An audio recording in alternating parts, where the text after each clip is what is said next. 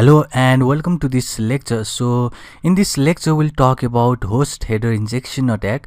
So we have already covered bunch of stuff till now. We have already seen how to just make a reverse shell, how to make the keylogger with the help of Python, make a MAC changer, how to remain anonymous with the help of the Python or basically the Tor browser. So we have learned bunch of stuff till now. So it's time to go further in the XSS attack and see what is this host header attack. So let's see what is this host header attack. So first of all, it is always a common practice that the web server is hosted in the several website or several application on the same IP address. So if you have ever made or basically host the website, then you could see that we just get the root password and the root IP and basically the username, which would be obviously the root. So that is the convention. We just normally host all the web application or the websites on the same IP address. So that is why there is a host header exists. That means the host header specify which website or web application should process an incoming HTTP request. So if you have ever hosted the website online, so it can be from the Amazon or it can be from the GoDaddy, then you could get something like a cPanel. So if you want to log in into the cPanel or if you want to log in through the PuTTY, then you have to make use of IP addresses. So all the web application will be hosted in the IP addresses. So that websites can be the any application that, like it can be made with the Python from the Django framework, or it can be also made with the Laravel PHP framework. So it is always hosted on the same IP address. So that is why basically host header exists, and we'll see how to just crack this host header. So the web server uses the value of this header. So we have something like a host.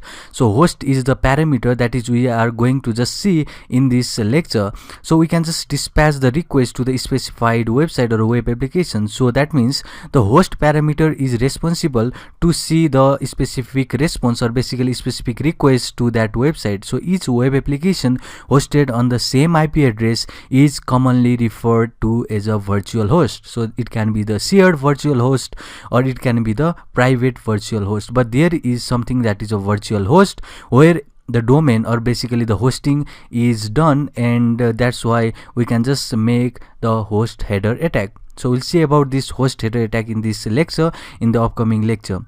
So any other, that is the example, can be the arbitrary host header, and we'll just make use of X forwarded host header.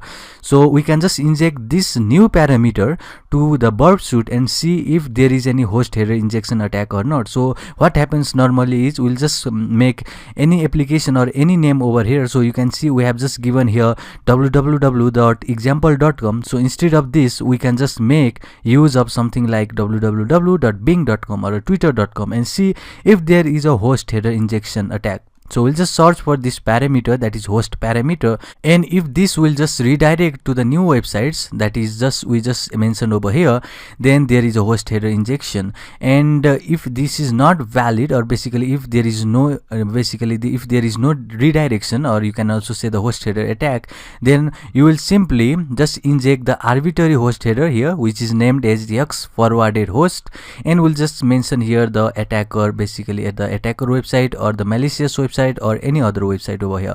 So this is the way host header attacks work, and in the next upcoming lecture we'll see how to just inject the host header injection, or basically how to get the URL redirection from these host parameters.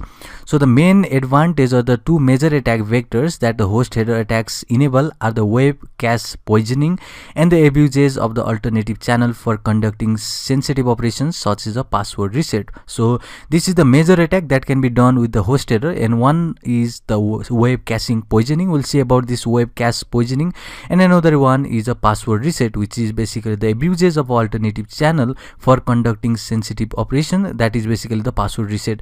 So it is done with the arbitrary parameter. We'll see all about that in the upcoming lecture. So this is the short theory on the host header injection attack, how host header work, and we basically attack on these two parameter, that is a host parameter and the X forwarded host, which is the arbitrary host header. So let's see how this work in the next lecture.